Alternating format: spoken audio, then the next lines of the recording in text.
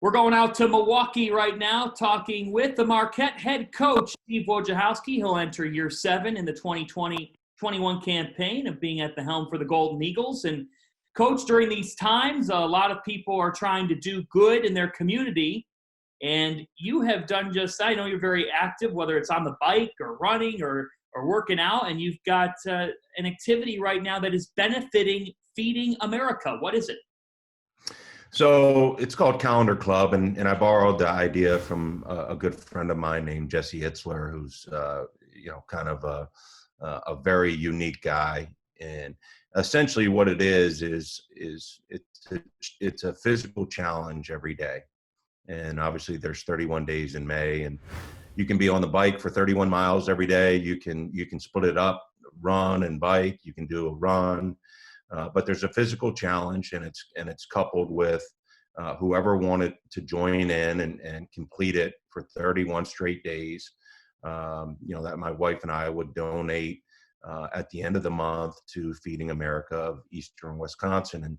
And we're really fortunate it's taken off, and I think we're going to raise tens of thousands of dollars to help our community and to help the people who need it most. And it's a good way to stay active, but more importantly, it's a great way to contribute to our local community, which is, like many, going through a very traumatic time. Well, you're doing good in the community. You're also managing a program, because that doesn't stop despite it being virtual. And you've got a household to manage. And I couldn't help but notice on Instagram you posted what I would call some elite content of a staircase setup for your boys, Jack and Charlie. And it looked like a wild time. Well, yeah, it was my wife is a nurse practitioner, so she still is going into work to help out, and so I get to be Mr. Mom, and got to keep these young guys active. So we turned our staircase into a pillow slide. I'm not sure it was the safest activity I could have come up with, but it was near the top in terms of fun. So they thought I was pretty cool for a day. So I'll take that as a win. What's your go-to cooking dish that you've made them? The boys are pretty simple. So been working the grill pretty heavily. They love grilled chicken and mac and cheese, and actually their lunchtime dish is a grilled cheese with pepperoni on it. So while they're online schooling, I'm at the stove making we're trying to patent it and come up with a Navy Star a franchise. I think you've got something there, because I have never heard of somebody doing that. Well, they love it, and as long as they're happy, I'm happy. I love that. Let's turn to your program. You were so oriented around Marcus Howard, understandably so. When you have the nation's best scorer, you're going to do a lot to try to get him the basketball and score it.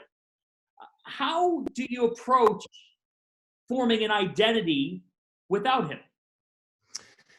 Well, obviously Marcus left incredible legacy here at Marquette, and it's no surprise to us that he was graduating. So it's not like we weren't anticipating this day. And through our recruiting and player development, I think we were looking forward, and we are looking forward to next season.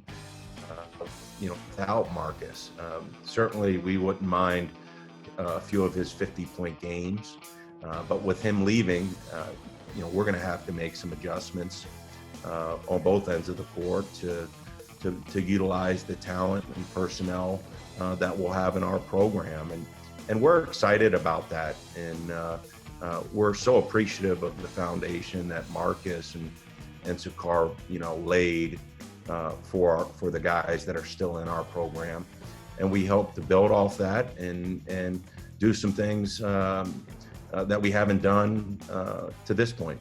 Let's look at who's next at Marquette. You've got Dawson Garcia, a 4-star recruit that leads the way for a top 15 class, according to 24/7 Sports, as well as Justin Lewis and Osai Iguodaro.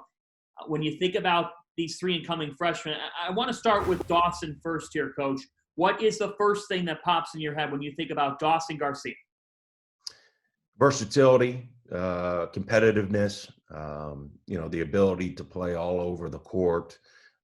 He's a guy that can impact the game in so many ways. He's a multi-positional guy and a high level of talent. Obviously, he was a McDonald's All-American. It was unfortunate for him and the rest of the McDonald's guys not to be able to compete in that game.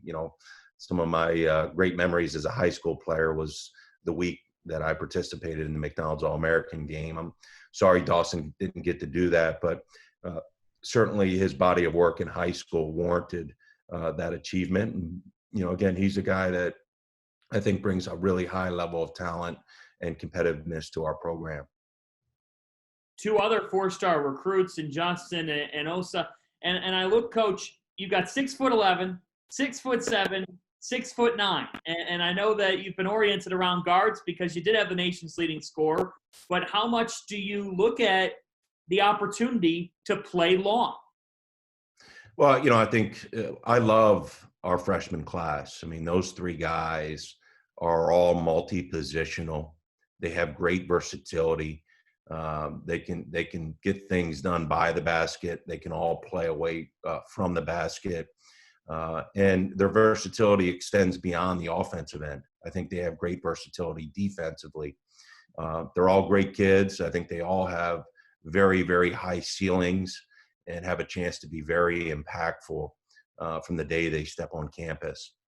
After this all ends, Coach, and people can go out again and move around and whatnot, I'm bummed because the Milwaukee Summerfest, I only went once. I couldn't believe how cool it was. Yeah. But the first place you're going to when everything's open back up, whether it's to grab a slice of pizza, to go out for a great dinner, take your kids somewhere, where are you heading? I'm heading back to the Al McGuire Center so we can get to work.